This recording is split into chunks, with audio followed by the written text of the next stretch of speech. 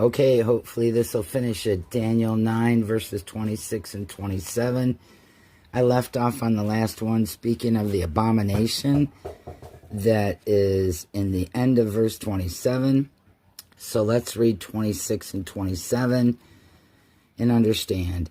And after 62 weeks shall Messiah be cut off, but not for himself. And the people of the prince that shall come shall destroy the city and the sanctuary, and the end thereof shall be with the flood, and unto the end of the war desolations are determined.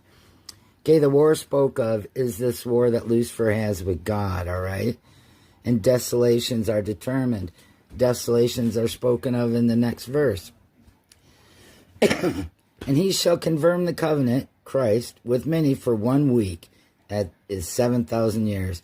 And in the midst of the week, 3.5 years in, which would be when Christ was crucified, he shall cause the sacrifice and oblation to cease. Only Christ can cause the sacrifice to cease, to never be again.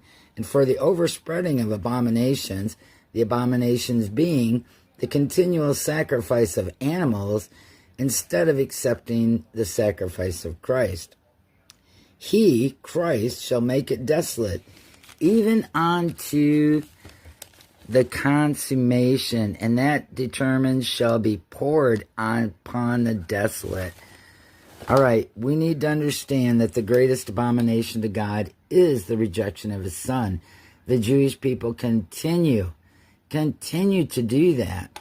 And so that is a great abomination to God, that the people he chose to represent him have completely misunderstood the reality, or if they do understand, they don't want to give up their position of being God's only people, where all the way from Genesis, we are told that God wants everyone, because there are the pagans, there are the Gentiles, and there are the Jews, okay?